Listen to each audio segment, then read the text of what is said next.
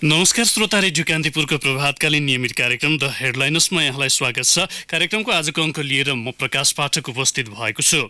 जनचासोका विभिन्न विषयमा अतिथिसँग छलफल गरिने यो कार्यक्रम रेडियो कान्तिपुरको तरङ्गमा साताभर यसै समयमा आधा घण्टासम्म सुन्दै आउनु भएको छ।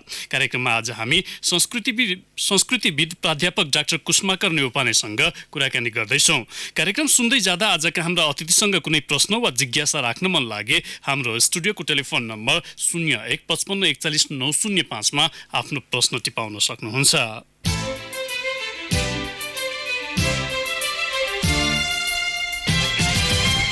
मुलुकको राष्ट्रियता भूगोलले मात्र परिचित गराउँदैन। एउटा मुलुकको पहिचानलाई जीवन्त राख्न त्यहाँका संस्कार, संस्कृति र मौलिकताको पनि ठूलो भूमिका रहेको हुन्छ। तर हाम्रो मुलुकमा राजनैतिक उतार चढावसँगै राष्ट्रका सम्पदाका रूपमा रहेका मौलिक संस्कृति बिस्तारै क्षीण हुँदै गएका छन्। विकासको क्रमसँगै मौलिकतालाई लिएर हिँड्न नसकेकै कारण आज हाम्रा धरोहरका रूपमा रहेका लोक संस्कार र संस्कृति सङ्ग्रहालयमै सीमित बनेका छन्। आजको कार्यक्रममा हामी लोक संस्कृतिको जगेर्नामा राज्यको उदासीनता तथा मासिँदै गएको मौलिकताको संरक्षणमा देखिने चुनौतीका विषयमा केन्द्रित रहेर संस्कृतिविद प्राध्यापक डाक्टर कुष्माकर नेउपानेसँग कुराकानी गर्दैछौँ। उहाँ यति बेला हाम्रो टेलिफोन सम्पर्कमा हुनुहुन्छ।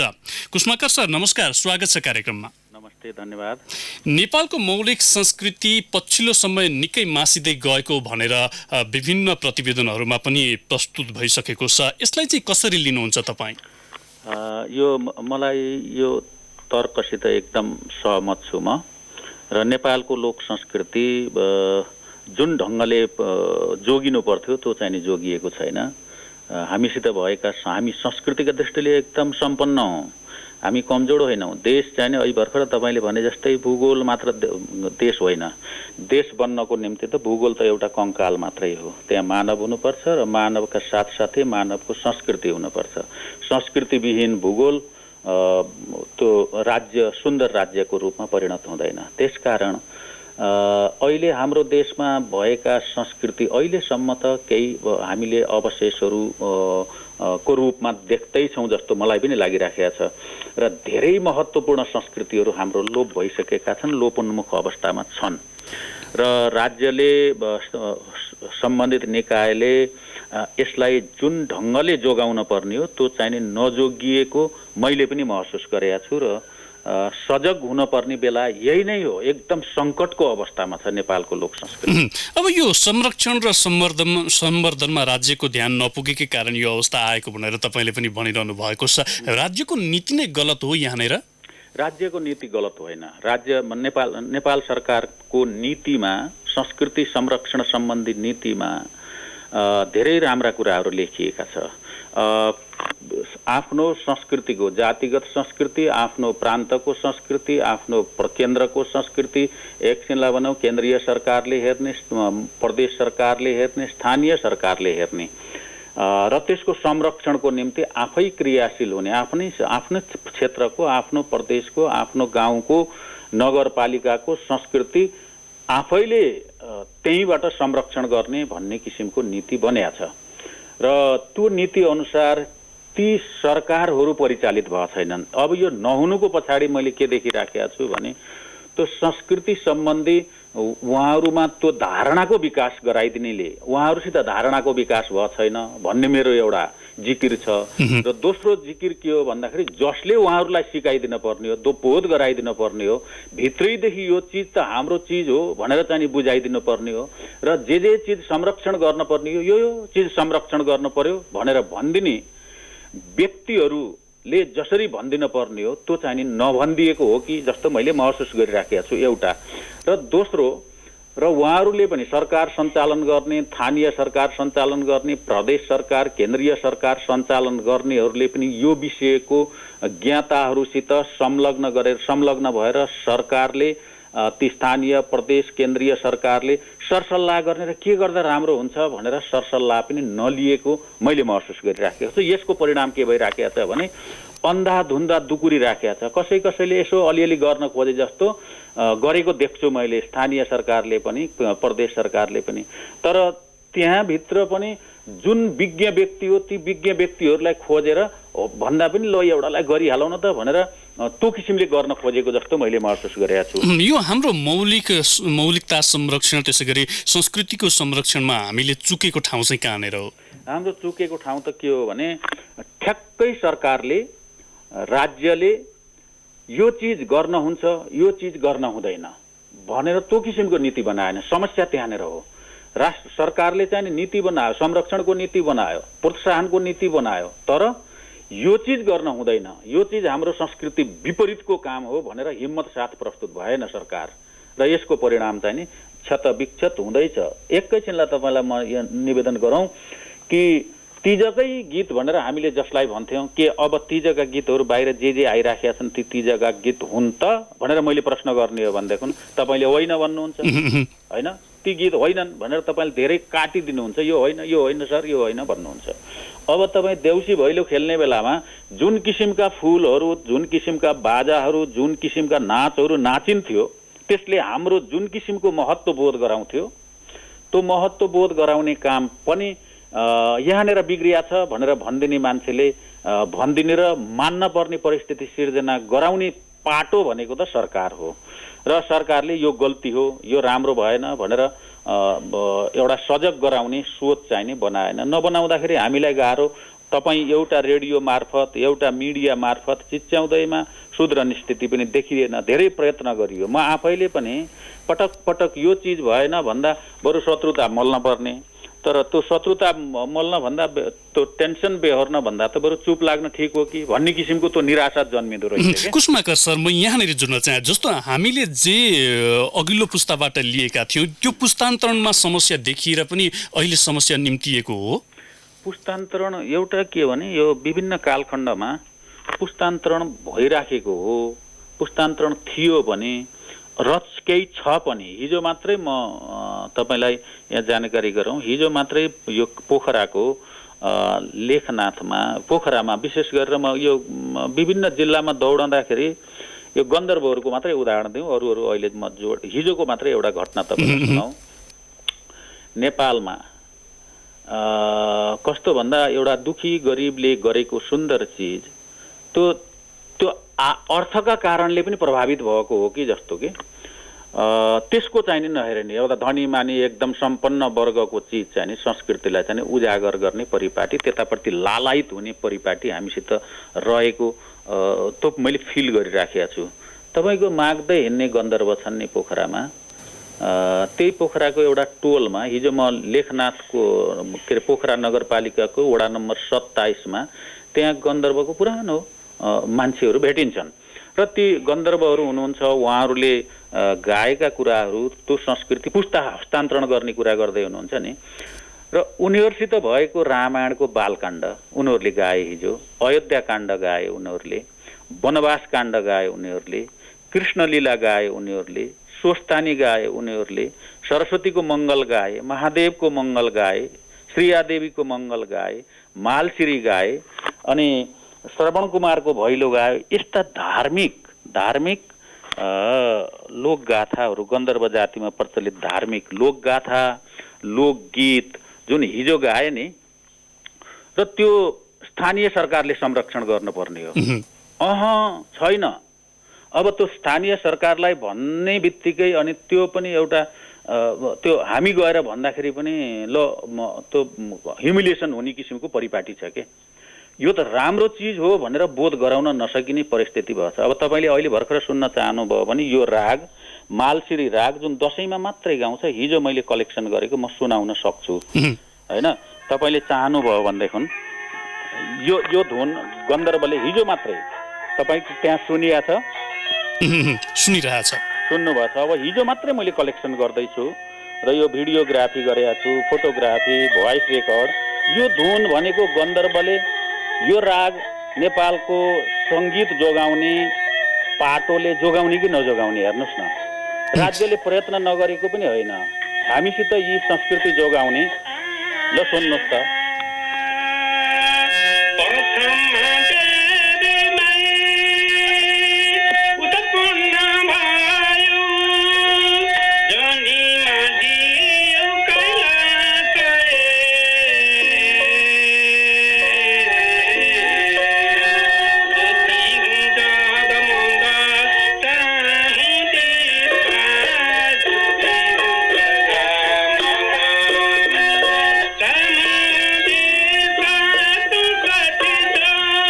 यहाँ सारङ्गीको धुन पनि सुनिएको छ, अरबाजोको बाजाको धुन पनि सुनिएको छ। सुन्नुहोस् है। कुष्माकार सर, म यहाँनिर तपाईँलाई जोडेँ। जस्तो यो किसिमले एउटा हाम्रो धर्म संस्कृति अथवा हाम्रो मौलिकता जसरी मासिँदै गएको अवस्था छ, यसले भोलि कहाँ पुर्याउने अवस्था देखिन्छ? किनभने हाम्रो नयाँ पुस्ताले त बाजा नै नचिन्ने अवस्था पनि आएको छ। आफ्नोपनको आभास त निकै टाढाको कुरा भयो। के देख्नुहुन्छ तपाईँ चाहिँ? अब यो त के देखिन्छ भने जस्तै यो मालसिरी कुनै अन्य गायकहरूले गाएको देखिँदैन र कहीँ संरक्षित भएर रहेको पनि, सुरक्षित भएर रहेको पनि देखिया छैन। हिजो मात्रै मैले भिडियोग्राफी गरेर अब यसको बारेमा अलिकति सुरक्षित राखौँ भनेर गरिराखेको छ।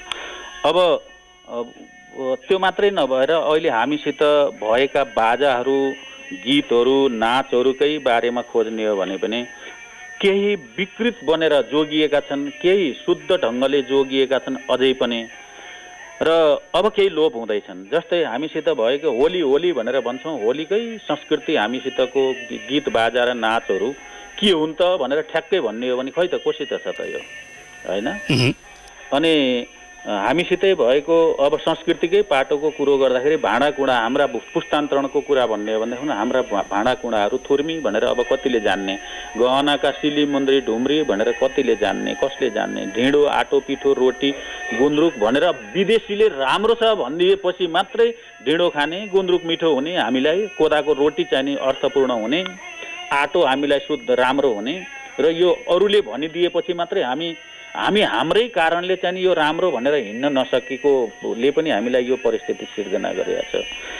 अब अर्को त यहाँ हामीसित भएकै गीतहरू हेर्नुभयो भने सगिनी छ, सगिनीको के हो, रसिया के हो, हाकबारे के हो, सेलो के हो, टुङ्गना के हो, सुनमाया के हो, सालैजो के हो, आलोमालो के हो, यानीमाया के हो, घुम्टेको भाका के हो, भैँच साइलो के हो, यस्ता गीतहरू हामीसित साउने गीत के हो, भदौरे गीत के हो, भैँजडी गीत के हो, पालम गीत के हो, फिरी गीत के हो, गौरा गीत के हो, साकेला गीत के हो, ऋषि पञ्चमी। अब भर्खर अब तीज के यो जन्माष्टमी तीज आउँदैछ, तीजमा एक थरी गीतहरू मात्रै बजेका छन्।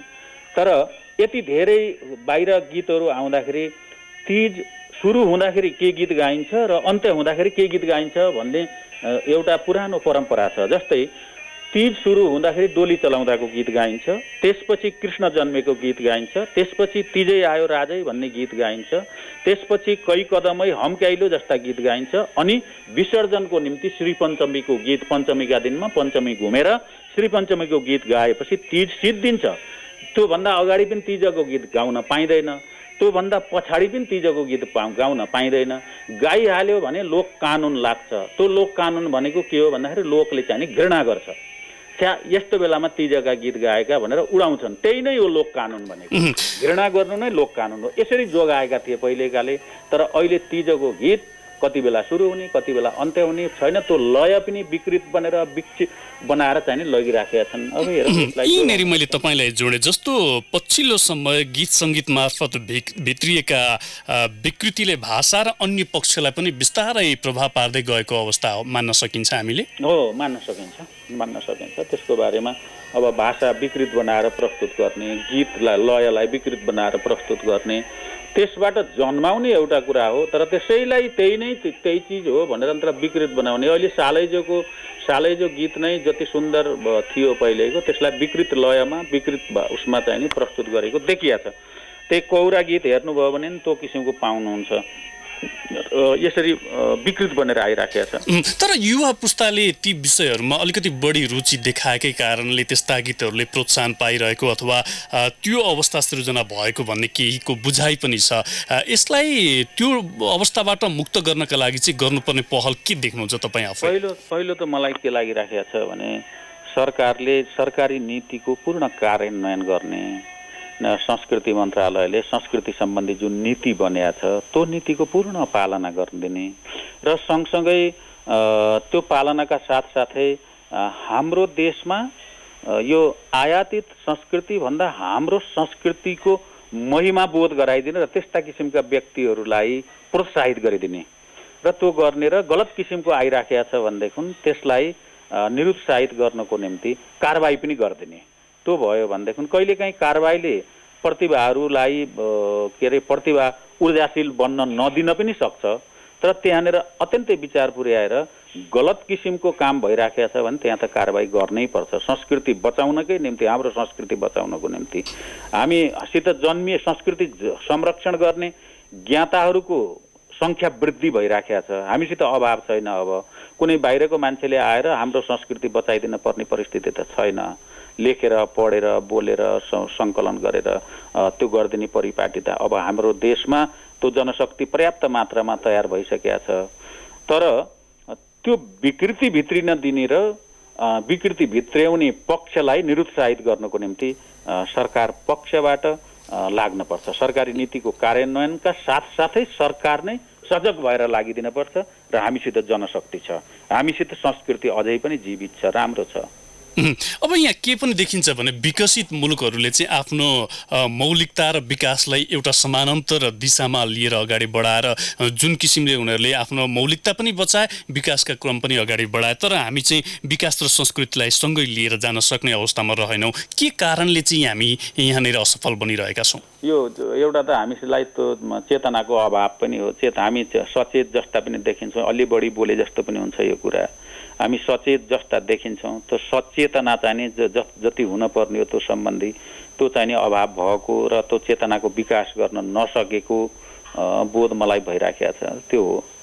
कुसुमाकर सर, यहाँलाई केही बेर कार्यक्रममा रोक्नुपर्ने बेला भएको छ। हामी ब्रेकमा जान्छौँ। ब्रेकपछि केही श्रोताका पनि प्रश्न लिएर थप छलफल गर्नेछौँ। कृपया टेलिफोन सम्पर्कमै बसिदिन यहाँलाई आग्रह गर्दछु। अहिलेलाई भने ब्रेकको पालो। ब्रेकपछि कार्यक्रममा यहाँलाई पुनः स्वागत छ। कार्यक्रममा आज हामी संस्कृतिविद प्राध्यापक डाक्टर कुसुमाकर नेउपानेसँग कुराकानी गरिरहेका छौँ। कुसुमाकर सर, यहाँलाई कार्यक्रममा पुनः स्वागत छ। धेरै श्रोताको प्रश्न छ, संक्षिप्त जवाफको अपेक्षा गर्छु। सुरुवातमा श्रोताकै प्रश्नतर्फ लिएर गए। छविरमण अधिकारीले सिनामङ्गलबाट सोध्नु भएको छ, आयातित संस्कृतिलाई बढावा दिने र भएकालाई प्रचार प्रसार गर्ने चलन छैन, न त चर्चा नै हुन्छ। सञ्चार माध्यम र तपाईँहरू जस्ता केही विद्वतहरूले पनि यसमा चाहिँ प्रभावकारी भूमिका खेल्न नसकेको अवस्था हो? त्यो चाहिने होइन। सञ्चार माध्यमको म जिम्मा लिन सक्दिनँ, तर मेरो व्यक्तिगत रूपमा त म जिन्दगीभरि यसैमा लागिराखेको छु। विराटनगरबाट बोधप्रसाद पराजुलीले सोध्नु भएको छ, आधुनिककै कारण संस्कृति संरक्षण प्रभावित बन्दै गएको हो, किनभने मानिसहरू आधुनिकतातर्फ ढल्कदै गएको अवस्था पनि छ पछिल्लो समय भनेर। आधुनिकतातिर ढल्केको ठिकै हो, त ढल्किराखेको छ, तर त्यो अतीतलाई बिर्सेर आधुनिकतातिर ढल्कँदाखेरि हाम्रो संस्कृति त्यो विकृत बनेर जान्छ।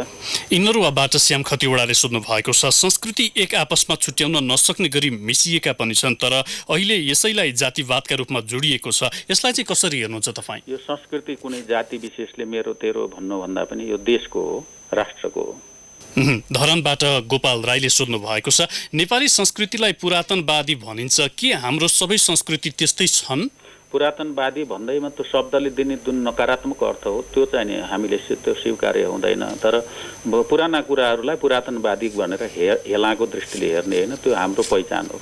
अम्बिका प्रसाद कोइरालाले मोरङबाट सोध्नु भएको छ, संस्कृतिमा विचलन आएको छ पछिल्लो समय, यसले निम्त्याउने चुनौती चाहिँ के देख्नुहुन्छ तपाईँ? हाम्रो पहिचान नै गुम्ने सम्भावना छ। मुकुन्द प्रसाद अधिकारीले गोठाटारबाट सोध्नु भएको छ, संस्कृति धर्म आर्थिक प्रलोभनमा परियो पनि भनिन्छ, यो आरोप हो कि वास्तविकता हो? तपाईँले चाहिँ के बुझ्नु भएको छ? लामो समयदेखि तपाईँ त यसमा अध्ययनशील पनि हुनुहुन्छ। यो तपाईँले भनेको कुरा सही हो र यसको सुधार हुनुपर्छ। किशोर शर्माले बानेश्वरबाट सोध्नु भएको छ, संस्कृतिलाई पुरानो ढरा मान्ने प्रवृत्ति बढेको छ, यो सोचलाई परिमार्जन गर्न चाहिँ के गर्नुपर्छ भनेर उहाँको जिज्ञासा। यो परिमार्जन भन्दा पनि हाम्रो त्यो पहिचान, जस्तै कुनै पोसाक नै कसैको राष्ट्रको पोसाक चाहिने त्यो पुरातन हो भनेर त्यसरी हेला गर्न हुँदैन। भोला ढुङ्गानाले झापाबाट सोध्नु भएको छ, धर्मलाई प्रलोभनमा पारेर परिवर्तन गराउने प्रवृत्ति पनि बढेको छ, यसै कारणले पनि हाम्रो संस्कृति मासिँदै गएको मान्न सक्ने अवस्था रहन्छ कि रहँदैन? त्यो रहन्छ, एकदम ठिक कुरो भन्नुभयो। श्रोताहरूको प्रश्नसँगै मेरा पनि केही प्रश्न बाँकी नै छन्। जस्तो अब लोकबाजा, वेशभूषा र भाषाको संरक्षण चुनौतीपूर्ण बन्दै गइरहेको अवस्थामा अब सम्बन्धित निकायले गर्नुपर्ने पहल अथवा एउटा पुस्तान्तरणमा देखिने समस्या समाधानका लागि गर्नुपर्ने कर्तव्य चाहिँ के देख्नुहुन्छ तपाईँ? पहिलो कर्तव्य के हो भने म फेरि पनि सरकारको दृष्टिकोण क्लियर हुन पर्यो। नीति कार्यान्वयनलाई पूर्ण रूपमा लैजान पर्यो, नीति पूर्ण रूपमा कार्यान्वयन गराउन पर्यो सरकारले। त्यो स्थानीय सरकार, प्रदेश सरकार, केन्द्रीय सरकार जो हो त्यो सबैले गर्नु पर्यो। र सँगसँगै सङ्गीत नाट्य एकाडेमी भन्ने हाम्रो संस्था छ होइन। त्यो सङ्गीत नाट्य एकाडेमीले हाम्रा सङ्गीत भनेको गीत बाजा र नाच हो। र अनि नाट्य भनेपछि त नाटक भयो, लेख्य नाटक, मौखिक नाटक ती छन्। यी सबैलाई जोगाउनको निम्ति उसले ठिक विधि पुर्याएर चाहिँ त्यसको संरक्षण र सम्वर्धनको निम्ति क्रियाशील गराउनु पर्यो त्यो संस्थालाई होइन। अब हामीसित हेर्नुहोस् न, बाजाभित्र कोही तपाईँले अहिले बाजा भनेर जोड्ने बित्तिकै हामीसित भएको एकतारे, सारङ्गी, अर्बाजो, मसक, उर्नी, टुङ्गना, मुर्चुङ्गा, बिनायो, यलम्बर, डक्कारी, खैजडी, मादल, मृदङ्ग होइन भन्नुहोस् न, डफली, डम्फु, मुरली, बाँसुरी, शङ्ख, सहनाई, नरसिंहा, कर्नाल, कर्नाल भन्ने, सिङ्गी भन्ने, पुँगी भन्ने, फामुक भन्ने, पुङ भन्ने, इर्लुङ पिपरी भन्ने यस्ता बाजाहरू, झुरमा, झ्याम्टा, छुनुमुनु, करताल, कतिलाई थाहा छैन छुनुमुनु भन्ने कहाँ हुन्छ भन्ने, कस्तो हुन्छ भन्ने होइन। कम्स थाल, काँस थाल भनेर बजाउँथे पहिले विवाहमा, त्यो चाहिँ नि कता छ, त्यो हाम्रो सङ्गीत नाट्य एकाडेमीमा त्यो सुरक्षित हुन आवश्यक छ। हामीसितै भएका नाचहरू, धान नाचको एउटा नयाँ ढङ्गले हामीले त्यसलाई कसरी संरक्षण गर्ने, चण्डी नाच छ, डन्डी नाच छ, गौना नाच छ, कौरा नाच छ, देउडा नाच हामीसित छ, मुन्दुम नाच हामीसित छ, च्याब्रुङ नाच छ, होप्चा नाच छ, तीज भैरव नाच छ, चरित्र नाच छ, छोकडा नाच छ, तराईतिरको छ, पहाडतिरको छ, हिमालतिर, यी सबैतिरका ती गीत बाजा नाचहरू जति पनि छन् त्यो सङ्गीत नाट्य एकाडेमीले त्यसको संरक्षणको निम्ति एकदम आफू यो संस्थालाई क्रियाशील गराउन आवश्यक छ। त्यो पनि त्यसको जरो पहिल्याएर, त्यसको मर्म पहिल्याएर जोगाउन आवश्यक छ। यहाँनिर मैले तपाईँले एउटा जोड्न चाहे, जस्तो एउटा पूर्वमा प्रचलित एउटा लोपोन्मुख जाति सन्थालको नृत्यलाई त्यहाँका स्थानीय तहहरूले एउटा प्रतियोगिताकै रूपमा अथवा पुरस्कारै दिएर अथवा त्यो बाजा वेशभूषाहरू किनिदिएर जसरी संरक्षण गरेका छन्, त्यसबाट चाहिँ अन्य स्थानीय तह अथवा अन्य स्थानहरूमा पनि त्यसलाई चाहिँ एउटा प्रवर्धन गर्ने एउटा स्थानीय सरकारको पनि भूमिका हो भनेर बुझ्न सकिने अवस्था अथवा प्रभाव पार्ने अवस्था चाहिँ त्यसरी रहन्छ कि रहँदैन? एकदम ठिक भन्नुभयो। यहाँ पनि पोखरामा हिजो मात्रै स्थानीय सरकारकै वडा अध्यक्षलाई मैले गएर भने यसको संरक्षणको लागि लागौँ भन्दा उहाँ अलिकति उत्साहित हुनुभयो। र यस्तै स्थानीय सरकारले प्रतियोगिताहरू गराइदिने, तर त्यो कहिलेकाहीँ के देखिएको छ भने तपाईँको यो मिडिया मार्फत नै भन्न पाउँदा मलाई खुसी लागिराखेको छ, कहिलेकाहीँ त्यो प्रतियोगिता गराउँदाखेरि त्यो आयातित संस्कृतिको प्रभाव परेको, विकृत प्रभाव परेको देख्छु म कहिलेकाहीँ। तर जुन प्रतियोगिता गराइदिया छ स्थानीय सरकारले अनि पोसाक किनिदिने, तिनीहरूलाई गाउन नाच्न उत्प्रेरित गरिदिने जुन गरिराखेका छ, मैले त्यहाँ पाल्पाको रामपुरमा पनि त्यहाँको नगरपालिकाले त्यहाँको स्थानीय संस्कृतिको सम्वर्धनको निम्ति क्रियाशील भएको मैले देखिराखेको छु होइन। यसरी स्थानीय सरकारहरू बरु अलिकति जागरुक भएको देखिएको छ। अब त्यो प्रतियोगिता गराइदिँदाखेरि यो चिज जोगिन्छ, त्यो चाहिँ धेरै राम्रो काम हो। हवस् त कुसुमाकर सर, यहाँको अमूल्य समय र विचारका लागि यहाँलाई धेरै धेरै धन्यवाद। र यहाँलाई पनि धेरै धन्यवाद यो जुन अवसर दिनुभयो। हवस् त श्रोता, आजका लागि कार्यक्रमको निर्धारित समय पनि सकिएको छ। कार्यक्रममा आज हामीले संस्कृतिविद प्राध्यापक डाक्टर कुसुमाकर नेउपानेसँग कुराकानी गर्यौं। कार्यक्रममा प्रश्न टिपाउने र सुनेर साथ दिने तपाईँ सम्पूर्ण श्रोताहरूलाई धेरै धेरै धन्यवाद। फरक प्रसङ्गमा अर्का अतिथिसँग छलफल लिएर भोलि फेरि आउनेछौँ। आजको कार्यक्रमबाट न्युज डेस्कका सबै सहकर्मीसँगै प्राविधिक मित्र कृष्ण भण्डारी र म प्रकाश पाठक पनि बिदा हुन्छौँ। नमस्कार। सूचना र मनोरञ्जनको संवाहक रेडियो राष्ट्रको रेडियो कान्तिपुर।